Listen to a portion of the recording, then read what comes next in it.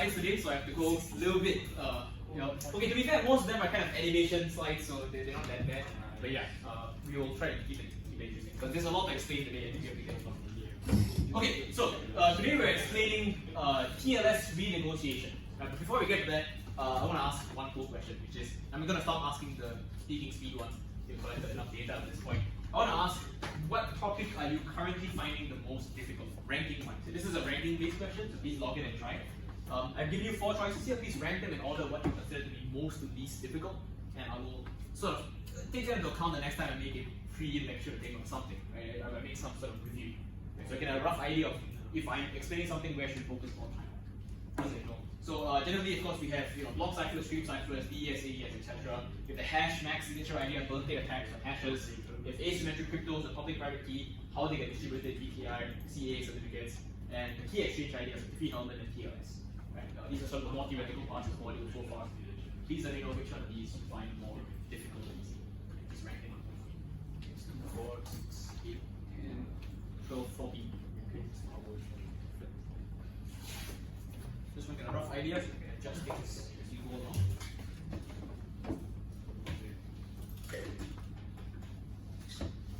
Close it in 3D, 2, 1, and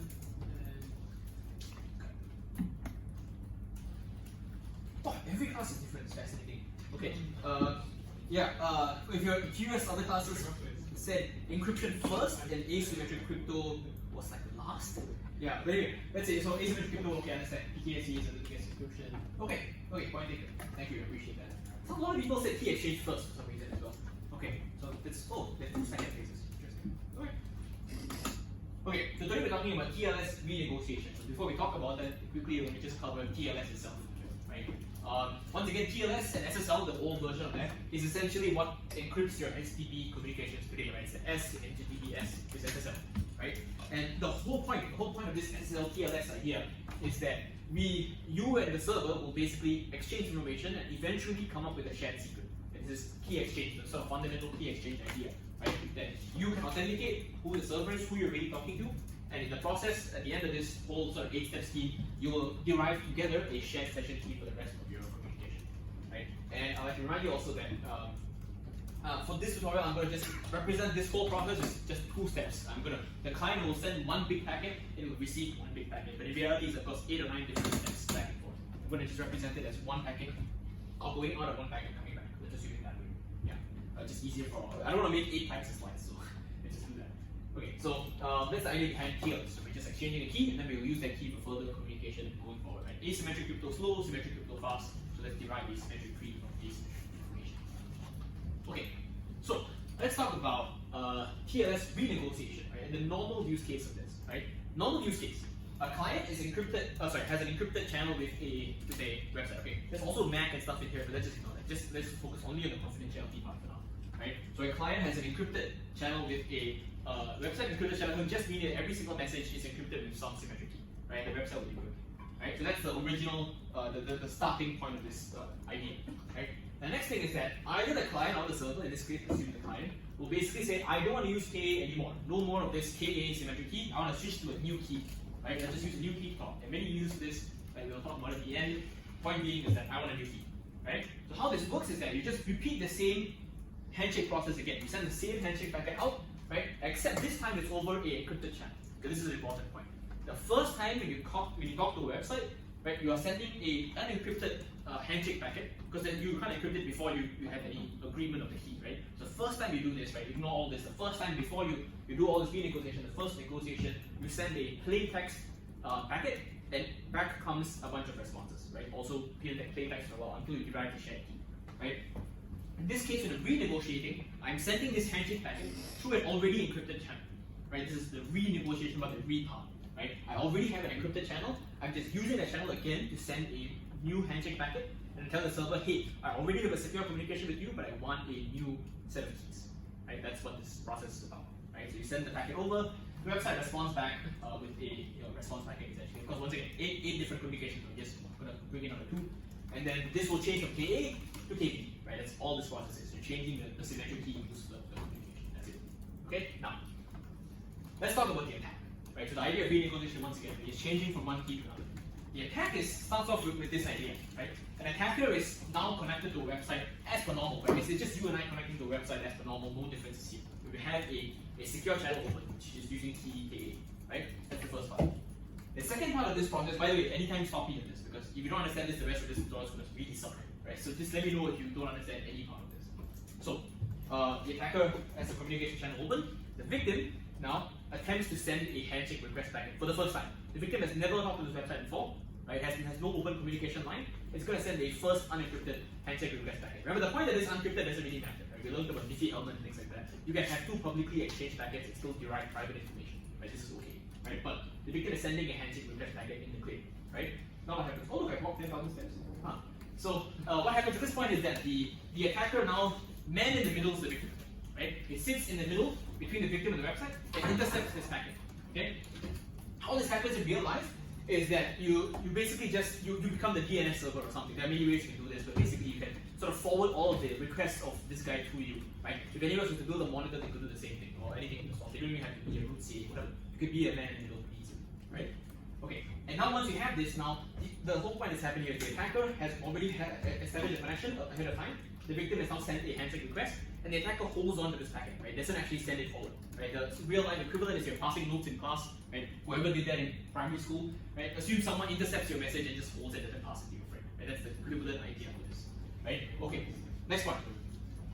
Now, the attacker holds on to this handshake request and then sends a message, right? Any message they want at this point, right? Of course, this message, anything that goes through this channel is encrypted with the guy's symmetry key, so it's fine, right? But basically, you send a message over to the website, right? The website receives this message and then holds it as well, okay? Now, this is an important point, right? You would say, why would the website receive a message, right, then not process it immediately? Why wouldn't it just like do something with the message, right? And then it will just disappear forever, right? And this depends on the higher level application protocol, right? This is TLS, all it tells you is this is a bunch of security stuff we're doing. At a higher level, when you receive a packet, then your server will decide what to do with this packet, right? If you use HTTP, one of the things you can do is you can say, my packet is not complete, right? You can say basically, I have a new line, and then a new packet is coming that will be appended to this one. Please wait for the second packet to arrive, right? So you can indicate in your message that there should be a second part to this message, right? So the server will receive this message and then just hold it, right? It will not actually process it yet, right? And that's very important to this attack, right? So the servers are holding on to this message, and here's what the attacker does now. Right? Once this message is primed at the beginning of the website, the attacker now sends the request packet over, right? So the request packet gets sent over, right? It's also encrypted, of course, in the same channel. And here's the point you really need to understand, right? When this packet left the victim, right, this is an unencrypted packet, right? There was an unsecure channel essentially that's going to the server. This is fine. This is how every TLS negotiation works at the start, right? But now the attacker has taken this packet and has sent it to the website. Okay?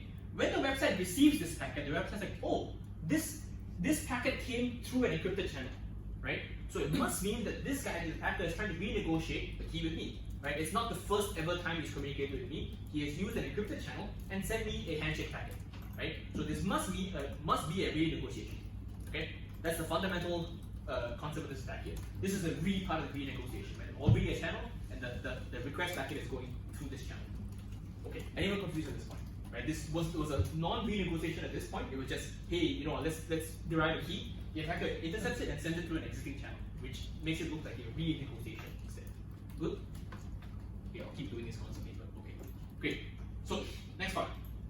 Website sees this request packet and sends back a response, handshake response, right? And this information is enough for the victim to derive a secret key, right? Of course, the attacker cannot do anything with this information. The attacker does not have the secret information required to make this key. We talked about the key exchange idea in the previous tutorial, right? This response comes back to the victim, right? And now the victim has its own key, KB, okay, a separate private key that it can use, symmetric key, right? And now the victim can send its own message, okay?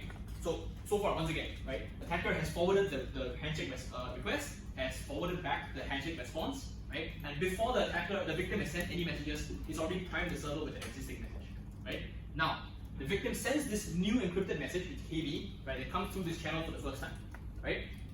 And the attacker just forwards this. It just takes the message and just forwards it. No modification is done at all, right? It just forwards it through this previously encrypted with KA channel, and then now the website receives these two messages, right? Both the initial message from the attacker, and then now the message from the victim, right?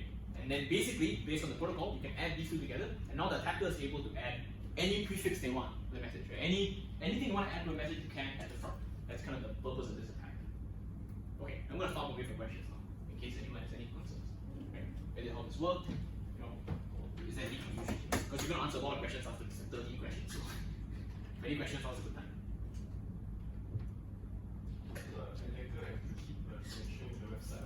Yes. Yeah, the attacker has a constant connection to the website encrypted with this thing. Yeah, good point. Anyone else? Okay. If not, yes. How does the website mix up the messages? There's no mixing up here. It's just that everything looks like it's coming from the attacker, right? The website has no conception that this victim exists, right? So the website receives a message from the attacker, right? Receives this message, right? Blah, blah, blah. Okay, it receives this message ahead of time, right? And the message is indicated to be incomplete, right? So the server just keeps the message and waits for another one to the attacker, right? And when it finally sends this encrypted message from the victim, right? The website says, oh, this is the second part of the message I've been waiting for, and just adds two together. That's it. Yes. The victim has his own shared key with the website. Yes. So let's say that's KB, but in this case, why is that message that victim sends encrypted with KA? It's encrypted with both, right? Here it's encrypted with KB, right? And then the attacker encrypts it again with KA. See what I mean? Yeah. So the website is encrypted with both KA and KB. This is kind of the protocol for the first renegotiation package, right? It will be encrypted with both keys essentially in this case. Yeah. And then once the website receives it, it will decrypt it with both, and then you will get the message. Because there's two kinds of encryption here: the packet and the channel itself. Yeah. Yes. How does the website know to be encrypted with both keys and not just KA because it's being sent the message from the attacker? Right. Right. Okay. One of these two things is happening. Either the message is not re-encrypted with KA, or it's part of the protocol where you have to decrypt it. One of the two is happening. I don't know which one. Yeah. But you can take it from me that essentially that packet is either encrypted twice or it's encrypted once with KD, and the attacker doesn't actually continue to encrypt his channel anymore. Yeah. One of the two things is happening. Yeah. Yes. So the attacker doesn't know keys. We'll get to that in a little. Yeah. Okay. Anyone else? Right. That's why it only works with the first packet. The first packet is encrypted with probably with both keys. That's probably what's happening in this case. Okay. If not, then let's go. So, tutorial questions. Right. Last chance. Okay. Last chance for me to explain anything. Going once, going twice. Okay. So. Okay. First question. This whole process we described, does it involve unilateral or mutual authentication? Okay. Unilateral or mutual authentication. Does this process involve unilateral or mutual authentication? This should be the easiest one.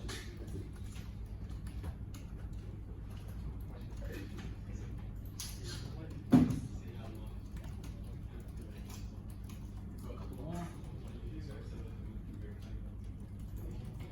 Close it in 3, 2, 1. I haven't answered, sorry. Oh, sorry? I haven't answered yet. Oh, yeah, you go Okay, ahead. can. Easy. Can we done? Huh? Alright, Oh, okay. Sorry, this quick. Alright, and we're done. Okay, 100%. Good. Now, only the second class some people could. Anyway, yes, the whole point here is that the client trusts the server, but the server doesn't trust the client, right? Trust meaning the server has not in any way authenticated the client yet. Okay, there's no login information, you don't have a cert, right? You have never gotten a cert signed by DigiCert, right? You can't give it to anyone to prove it, right? You don't have a signed cert because it's expensive, right? So the server doesn't know anything about you, they just know you are some person, right? And you know the server is Google.com in this case. So unilateral authentication. Okay. Next one, this is a full here, right? How do the attacker and the victim figure out the public key of the server? Open question. Ready? How does the attacker and the victim, how do they figure out the public key of the server? Isn't it a public? Huh? Isn't it a public? Yes, but how does the public key get there? Handshake. Yes. During the handshake, the server sends the cert over to the attacker and the victim. Yes, but that's the important point, right? The public key is public, but it's public because of the cert. Right? As in, you can put it anywhere, but the only way you know that it's legit is with the cert. Right? So there's a DigiCert signed, like keep being DigiCert, okay? Not that I like them or whatever, it's just a nice name to use, right? But it's just a signed cert from some authority. Yes. Okay, next question. Here we get more technical, right? So we've been talking so far only about the confident DLT aspect, right? When we negotiate a pair of keys, right? We actually negotiate a pair, not just one key, right? One key is used for symmetric encryption, one is used for the MAC, right? For the MAC of the message, there's a separate key that's used. just for extra security. Right? Question D. Assume, I'm being purposely vague here. Assume K1 and T1 are established during the first handshake of this whole attack. Right? And K2, T2 is established during the second handshake of this attack. Okay? And the question is, coming back to your point, is does the attacker know the second key, K2? Okay? Does the attacker know the second key that is negotiated in this exchange? Okay, hopefully this is obvious, but let's try. Right? So we negotiated two keys, does the attacker know the second key? Okay. Wait, 3, 2, 1. Very good. Okay, good. We're still on a good roll here. 100. Right? Yes. So the second key that's negotiated is the client's key. Right? But the client's key is negotiated through a key exchange process, which even if you observe, you cannot derive the secret key unless you have the secret that produced the message in the first place. Right? So there is no way that the attacker can figure out the second key in this protocol. Yeah. This is just forwarding messages back and forth. The attacker does nothing to modify them. Even if he eavesdrops them in a different place, it is a message. Okay. So the website and the victim will have derived the secret key. The attacker doesn't know. Okay. No pull here again, because this should be once again obvious. Which key is used to encrypt the initial traffic? Right? You look at your tutorial, there is a line called initial traffic. What key is used to encrypt initial traffic? Like here it was. K1? K1 is the attacker key. Initial traffic comes from the attacker, so the key is K1. Yeah, that's all there is. This is the K1 basically. Okay. How we get the K1 and KA are the same thing. K1, KA, KD, and KD are all the same thing. Okay, so let's get to the more interesting one. So we have a client handshake, and the question here is what key is used to encrypt the client handshake, right? So K1, which is KA, or K2, which is KD, the equivalent in our cases, right? Which key is used to encrypt the client handshake?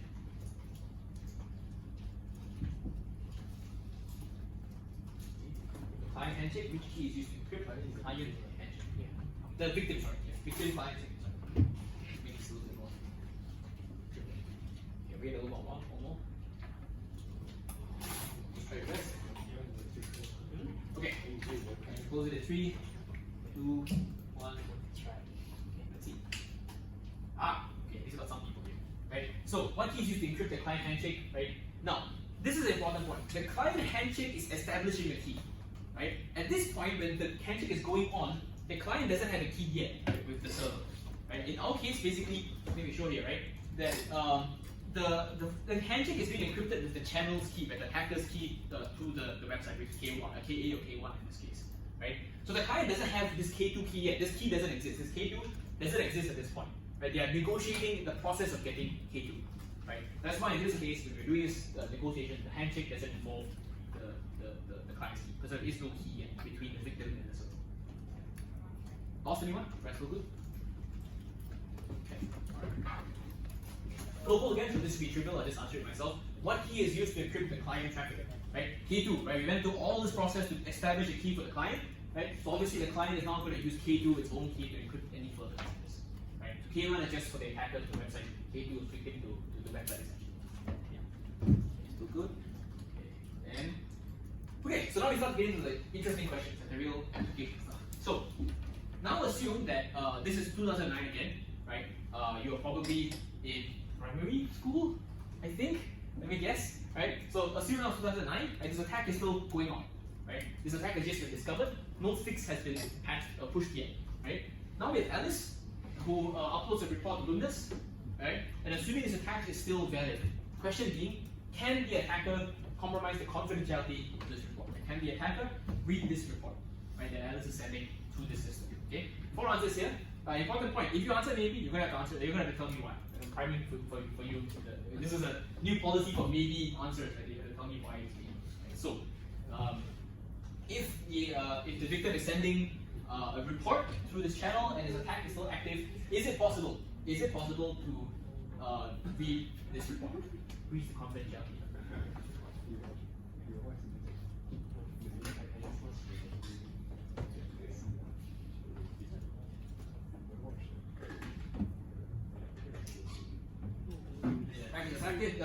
Attack is active. Can we compromise the confidentiality of the report? And Alice is sending it with this sort of attack available.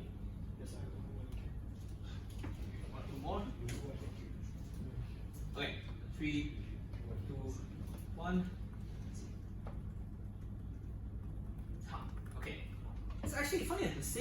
ratio as the previous class. Okay, so yes, no, this attack prevents ciphertext decryption. Okay, in the tutorial answer, this is the right answer. Quote unquote. Okay, it is the right answer in the most general case. Right, you're right. This attack allows you to prepend any plain text you want to a message, but it says nothing about whether you can read the message. The message is still encrypted with a client's key K2. Right? I'm gonna call on someone who did maybe. Please tell me why this is a maybe. Because you can get the server to do any like random side effects if it is a proper operation that the server allows. So maybe the server can like print it out to the internet or something else. Right. That's a really interesting point, right? So this attack actually wouldn't happen at the. So this attack happens at the transport layer, basically SSL, right? But there's an application level that's running all these requests, that's processing these requests. I'll give you an example. You use Luminous now to submit a report. Let's say your whatever project report, right? You submit at 11:59 and 59 seconds, right? Every single time. So I have a screenshot of me doing that, right? Exactly 59 seconds. Point here being that sometimes your teammates want you to prove that you've uploaded the report, right? They haven't screwed them over, right? So sometimes you will send them a screenshot or whatever. But notice that Luminous is always a tick. They can say, please email me a confirmation that this report was submitted, right? You get an email saying, hey, you submitted this at X and so time, right? And imagine now just a slightly different world where Luminous also allows you to send the confirmation of this report plus the report itself to interested parties, right? So when you submit your report, you just say, please send me a confirmation of this report, send it to all these emails, right? And send the report along with the email, right? So that everyone can see that I actually submitted the correct last final copy of this report at 11:59, right? A confirmation email essentially that contains the message, right? That's not too far-fetched, right? You can imagine this kind of world, right? So in this case, what the attacker would do if he knew that this was the communication would just say, prepend the message saying, please send this report to my email, right, as a confirmation, right? And then the way you could do this is that you could send this report to you, right? The attacker could get the report sent to him if he knew the exact way that this server operated, essentially, right? Not too far-fetched, but possible. I would say it's possible. It's not the correct answer in the tutorial, right? But we can both, you and I, imagine a case in which this is possible, right? In which a server allows this behavior to happen. But you can force basically behavior such as this. So once again, right, the secret key is only held by the victim. So the correct answer with quotes is that you can't decrypt this message as the attacker. Yeah. But of course, you could send extra information in the request saying, please send the report to my email, and then it will get sent to you. Right. This, of course, once again, not general, right? Possibly happens with a particular scenario where you interpreted the protocol as such. Any questions? Right. This is not a 100% attack at this point, right? It's not something attack provides to you, but it could be a potential side effect of allowing plain text to be added at the front of any message, any request. Okay, no other questions? Okay, you come back to favorite Bob. Okay, Bob has to fix everything. Right? So here's Bob's fix number 1. Okay, I don't want any more renegotiation attacks. So what Bob says is, I am now forcing the whole protocol to change. Okay, everyone sends a packet. Okay, any handshake packet that goes in to the server, goes through the server, has to have a number on it. Okay, I'll explain why this makes a difference. Right, in the whole attack sequence that we've observed so far, right, the attacker has already established one connection. So one handshake has already been done between the attacker and the server. Right? In a renegotiation, this would be the second handshake of this communication. Right? That makes sense. Right? So in our case, if a victim sends, this is the first time I'm ever talking to you. Right? It sends it to the server. Right? And then the server sends back a response or something. Right? Or the server sees this packet. Right? And it says, hey, this looks like the second time I've seen a handshake. Right? But then the message says it's the first time. So this has to be some sort of renegotiation attack going on. Right? That makes sense, right? You're sort of proving to the server that I intended for this to be the first ever handshake packet, but it is, right? Does this work? What's the problem? Is it the first packet is not encrypted when it's sent to the attacker, so the attacker can just change the number and then send it? Exactly. The attacker is a man in the middle, right? He can do whatever they want, right? And this is an unencrypted packet because it's the first handshake, right? So you just take the packet, you just change 1 to 2, right? You're done, right? Then the client is none the wiser, the server is none the wiser, and everyone thinks they're happy, right? Man in the middle attackers are a very powerful problem, right? If you have unencrypted data, you can do whatever you want. Right? Which is basically why HTTP was an insane idea at the start. Right? HTTP makes no sense, right? Because you're sending everything in the clear, right? You say, hey, I want like 500 cookies, right? The guy just says, hey, I want 5,000 cookies. Just change your information in the middle. They're completely possible, right? But you'll be happy, but at the end of the day, your bank account won't be. Right? So, idea being that HTTPS is the first sign of sanity you've ever had in the security infrastructure of the space. Yes. Okay, this is idea number 1. It doesn't work. Okay. Idea number 2. Now the server, we take the onus of the client now. Okay, now the server will respond with a packet saying, what handshake was this? right? So the client sends out a handshake packet, right? And the victim sends out, and they expect to get back a response saying, "This is the first ever time you the hand shook with me." Right? They should receive a response saying, "This is the first handshake I've ever received from the server." That's what the server should be sending to the client, right? So the server sends back handshake response number 2, then the client says, someone is trying to man in the middle me, right? Or trying to change my packets, whatever. Right? So I'll just abort this request and we'll try again next time. Maybe when I'm not being man in the middle, right? Works or doesn't? No? Why again? Because the client is still expecting a plain text response. So Okay. So the attacker can still decrypt this with K, then after that he will just send plain text, all this stuff. Yeah, exactly. Right? Exactly the same situation as the first time, right? Previously, plaintext request, same thing, plaintext response, right? Over the hacker's channel. Right? So the hacker can just decrypt it because this is his channel, right, or her channel, and just change it to response number 1 and send it back. Done. Right? So once again, same problem, right? As long as the messages are unencrypted between the thing, as long as you're reusing some guy's channel, you can do whatever you want. You can change whatever number you feel like. Okay. Now we get to the interesting part, which is how do we fix this attack? Right? I'm going to give you 2 options. Okay, you're going to tell me which one of these options makes sense to you. Okay? Now, here are the options. Okay? So, first option. Remember, the whole issue behind this is that we want to make sure that our negotiation is the correct number, right? We want to make sure that we're negotiating the correct amount, right? So when we make a TLS negotiation, we should expect that the server sends us a response saying this is the first time you've ever talked to me, right? So that no one else can do this renegotiation attack, right? So that's the problem. The problem is that we can change this, right? The attacker can change this however they want, right? This number. First option, right? We sign the message, right? So specifically, the server will send back a message saying this is handshake number something, right? Here's the cert from the website, and here's the suite of ciphers I'm using, right? And then the server signs this message, right? This message is signed, right? And says, basically the signature of the website, right? Or whatever public key the website, sorry, the private key of the website is used to sign this message, and then the receiver will just use the public key to decrypt it, and then have a look at what the signature says. Right? So essentially you can't change this in flight, right? If you receive a message that says handshake number 1, you can't change it to handshake number 2 because the signature would now be valid. Right? Now, second option, the server sends a map of this message, right? So sort of a encrypted hash, right? Think about it that way, along with the same message. Right? Handshake number 1, here's the cert, blah blah, and then it also does a hash of this message and then sends it back. So those are the 2 options here. And the question I want you to really evaluate and think about is which one of these 2 options is fixed? Once again, one option is to sign the message coming back with the website's public key, and then, website's private key, and then it will be decrypted, and then if you change it in flight, obviously the certs won't match, the signatures won't match, right? And then we have the map version as well. Question is, which one of these 2 is a solution? Please think about this. I'm going to give you some time, because this one is not so easy. Do we sign the message on the way back? Do we map the message on the way back? And this is the server doing its job. So the server is the one sending the message, not the client.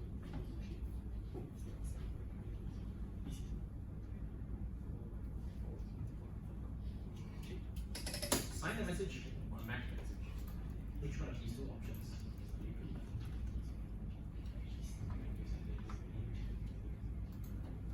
Okay. Close this 3, 2, 1. Alright, let's see. Okay. Let's see. Expected this kind of distribution as well. So, let's look at the answers. Let's see. All the above, none of the above. Okay. Who said none of the above? I'm curious. Okay, we'll get back to you in a second. Right? Okay, let's talk one by one. The answer in this case is surprisingly none of the above.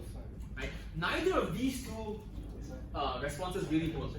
Okay? And this is interesting because the TA sort of came together to do this, to come up with this idea about these possible alternatives. These are actually the ones in the tutorial answers, right? But they're actually not right.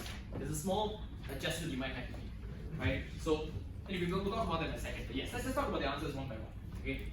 Now, let's talk about the first answer. The server signs a message. Okay?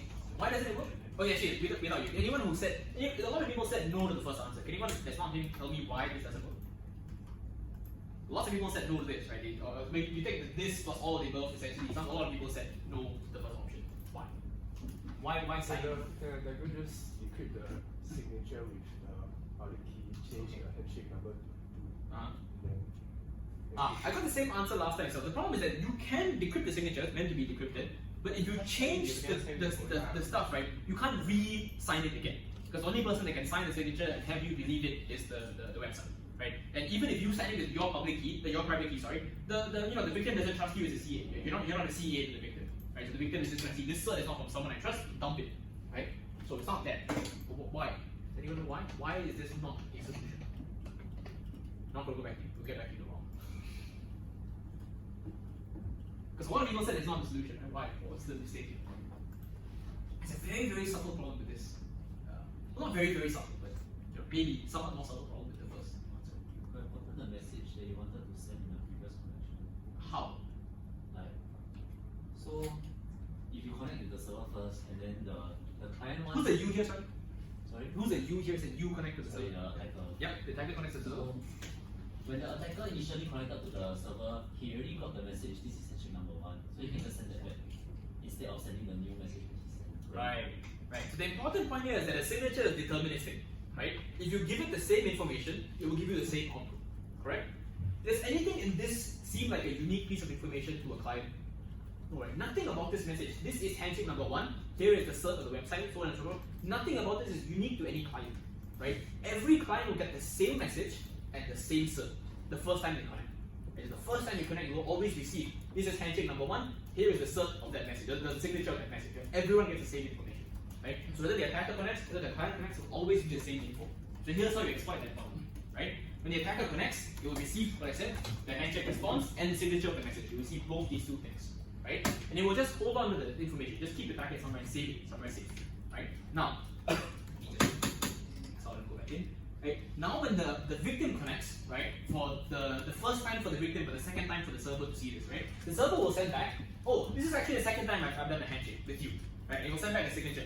The attacker just takes this packet and drops it, just dumps it into nether regions, right? And just sends their own packet, right? The one that they just previously had, which is the handshake number and the previously signed handshake, right? Because they received this information before. The first time the attacker connected to the server, they received handshake number and the signature, right? And they just need to replay the same message back to the victim. The victim's like, oh, okay, everything is fine. This is the first handshake I've ever seen. And the server has signed it, so it must be legit, right? So the important takeaway point here is that just because you sign something doesn't make it unique. Right? If you send the same message again, you'll have the same signature. That's the whole point. The signature is a deterministic piece of information. Right? I mean, there are many ways you can fix it. We'll talk about that later. Right? But this is one thing. If your message is this perfectly deterministic information, handshake number, cert, key suite, all these things don't change, then you get the same signature. So no need to forge anything. You can't even forge it. Okay, pretty cool, right? I like that idea. Okay. The MAC also doesn't work. Right? Is this why you said no as well? I assume? Okay, good enough. Right? The MAC also doesn't work for another problem, right? The MAC requires a symmetric key, right? You need a symmetric key to use a MAC. The whole point, encrypted MAC with a symmetric key. When you're doing the handshake, you don't have a symmetric key, right? You're doing the handshake, right? So you're trying to establish a symmetric key.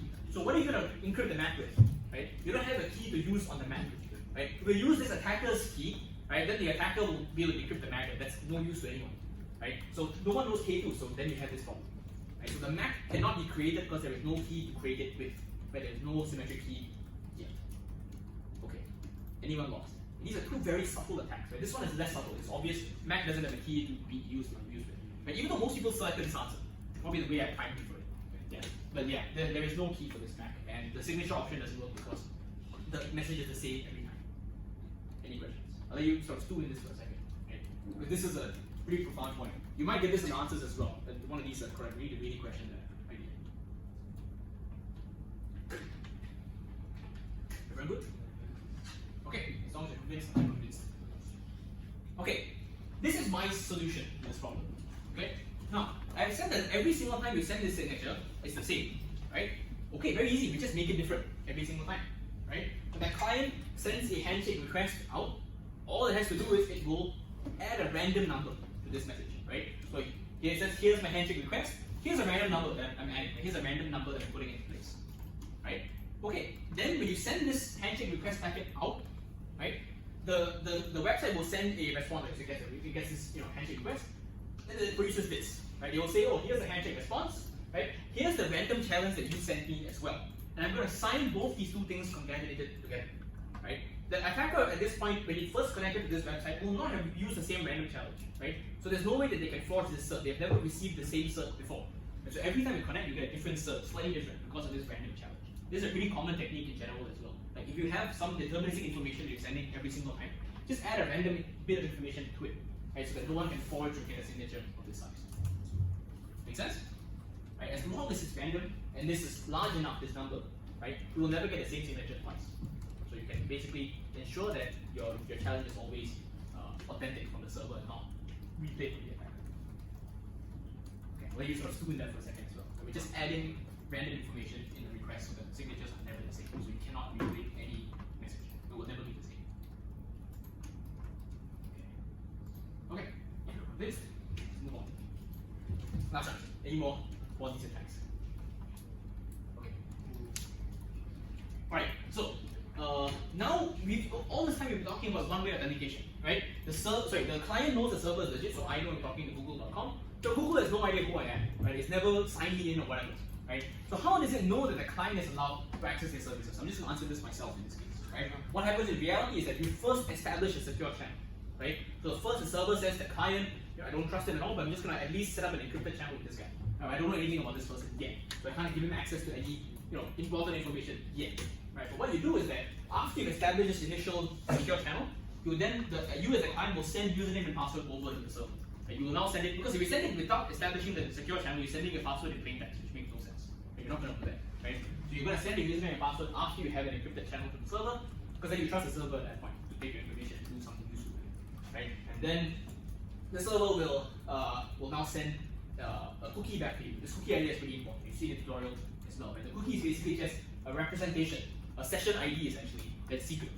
Right? So if you have this session ID, right, the server will just look at DB and say, so the server will generate this cookie, right, which basically is a mapping from a user to a current active session, right? So if you send a cookie that's not valid, the server will check its database and say, hey, no one has a cookie ID that's currently connected to me, right? So just drop every connection. It can't be a legit user. Right? So the cookie is basically essentially a proxy for your authentication information. Yeah, it's just generated randomly every single time from your username and password and other information essentially. Yeah, and that's how sort of this works in reality, right? So first establish a channel, and then after that username and password. Now a funny thought experiment could be, why not do it the reverse way? Right? The server connects to you, the server trusts you, you send your cert to the server, and the server trusts you, and then the server sends you its username and password and authenticates with you. Right? I mean, think about this. Nothing about this whole process that's one way, right? In this case, I as a client connect to the server. I trust the server as Google.com after a while, and then I authenticate with it. I send it information, right? You can of course ridiculously do it the opposite way, right? The server connects to you. You send it your cert, signed by DigiCert, and then the server sends you its username and password, and then you trust both ways, right? The end result is the same. Right? Both of you trust each other at the end of the day. Right? But it's ridiculous. It's a ridiculous process. Because then you need to have an authentication system in your computer. But my point being is that there's nothing about this system that needs to be this way. It's not that you have to trust the server first. It could be the other way around. This is so stupid. It's just so stupid. But nothing theoretically prevents it from happening. Yeah. Any questions? The last one might be yes. I can answer about the previous solution, right? Yeah. Is it not possible for the attacker to open up another channel to get the actual value from the random challenge? Because now the issue is that the website wants to send back saying that it's the first handshake, right? Yeah. Yeah. So can't the attacker just open another channel where since everything is in plain text, right? The attacker can just send this initial handshake across another channel. This is the first. So you mean that you see what the random challenge is that the victim sent to you, and then you replay a request? Yeah, someone brought it up in the previous class as well. I don't think this answer is completely correct either. So is this a bit similar to the Prophet challenge, except the Prophet challenge? I don't know what that is. I didn't see that sign. Oh, never. Yeah. No, but I acknowledge your point, right? It's possible that let's say you receive a challenge, the challenge plus the message from the victim, the attacker observes this challenge and then opens up another connection, like you said, to the server and receives a value in the server. I think it's possible. I haven't proved it yet. There might be something in TLS that prevents it from happening. Yes. I feel like actually, right, you can just send the cert and the handshake number after the key is established. So because the entire attack is based on the idea that you pre-connect, then after you renegotiate. So once the new session KB is established, then you send the signature. They know for sure that this is for this session that we have just created, and the attacker can't have any access to it. Yeah. I would say that the better solution is generally that after you finish establishing everything, including the key, that's when you send the first piece of information over. Yeah. You don't accept any other information from the client until you've established everything first, and then you send the cert and everything else. I agree. That's another solution to this problem. I don't think that mine is ideal. Yeah, because like you said, once you know what the random challenge is from the victim, because it's all in plain text, you just send your own request to the server and get a matching cert. Right? The question being whether or not you drop your original connection or something. I don't know. Yeah, that's fair. So this, I guess, this is a hard problem, right? It's hard to establish multiple way connection between two parties and a lot of entities. But yeah, I agree. You do it after the whole handshake is established. That's a little bit easier. Any other questions? Okay, not. Cookies. Okay, now let's think about real scenario. Okay, these are the last two questions. In real scenario, assume that this is not your fault. Okay, you didn't come up with SSL, you didn't come up with TLS, right? But you are the one that's getting screwed here. You made the application and you're the one that has 1,000 pizzas being delivered to some guy's house. Okay? So now someone tells you, you need to fix this problem. Okay, they're like, but why? It's not my problem, I didn't create TLS, right? But it doesn't matter. Okay, someone says fix it on the application level, right? So here's the reality now. Any message sent to you from any person, right? The first time they send you a message could be an attacker message, right? That is now the new reality that you live in. Okay. Question is, what disgusting hack can you come up with, or hacks can you come up with, so that we can prevent this problem from being a real issue? Okay, I'll say it again. We assume, for the sake of argument, right, that no one fixes this problem. Okay. Every single time that someone connects to your server, the first packet could be from an attacker, and the next one could be a client, right? What is a dirty mitigation you can put in place to fix this problem? Every time you reconnect, you just forget everything, and then. Yeah. So we disable renegotiation? Is what you're saying? No, like you can renegotiate. Okay. But if there's any case that you send something before renegotiating, you forget that and ask them to send whatever they have sent again. Right. So the one hacky way essentially is because you can't affect the protocol. I'm trying to say is that you can't change the SSL TLS protocol. Right? You're always going to receive these packets. That's what I mean. The application is always going to receive all these packets. Right? So you can't say that, oh, the first time you renegotiate, you drop, because the application has no idea about whether there's renegotiation or not. Right? The application has never understood whether there's what's going on lower below it. All it gets is the messages, which is message 1, 2, 3, 4. Right? So what do? You're almost there, but now we have to do the application layer. What do you do? Simple idea. Very first message from a client, drop it. Just do this dumb idea. The first time a client sends you any message, drop it and ask them to send it again. Right? In that case, regardless of what happens, right, you basically just force the client to send another message in the second half. Right? You always assume the first message is garbage. Right? This sucks. It really sucks because you're always going to waste one message in this process. But at the very least, you won't get this problem. Right? Alternative, that's the first option, right? Just drop the whole first message, just dump it. Right? Basically, if you receive this message, which might be from the attacker, just dump it. And the second one is probably going to be from your client for sure. And the first one might be from your client or not, you don't, just drop it. Yeah. Dirty hack, disgusting hack, but works. Okay? Second disgusting hack. Okay? You send a cookie, right, which is your authentication information. You just tell the client, every time you send me information with the cookie, split it into two messages. Right? The first message contains the first half of the cookie, the second message contains the second half of the cookie. You'll recombine them, then you'll try. Right? So basically, you never trust odd numbered messages. You always get messages in pairs, and then you receive the cookie from that. Disgusting hack? Sure. Works? Yes. Yeah. So this is the kind of disgusting stuff you might have to do if the lower level security layers are not handled. But you might have to do this kind of gross stuff, basically, like not trusting the first message is received, or splitting the cookie into two parts, or things like that. Because the only problem with this attack is that the first message is bad. Right? The very first message is bad. The second message is fine. So all you need to do is just don't ever trust the first message. Then can't the attacker just send two messages? They can't. How? Because before you renegotiate. So I know when my first request is sent to you, you're going to ignore it. But you are still having an established channel. I'll just send a second request. I think the whole point, the reason why this this attack works because you could put a carriage return here and then wait for the new line message to come in. Yeah. So based on this attack model, at least you only hit 10 once. Yeah. Fair. So drop everything, or drop the entire first set of messages, whatever. Maybe wait for 1 second. That is also the disgusting ways to solve this problem. Yeah, all disgusting, but all legit. Okay, whew. Now the last question for today is just, the real solution that most people did in the other day is just disable renegotiation. And never allow it to happen. Right? Downside of this, of course, is just that you lose some availability.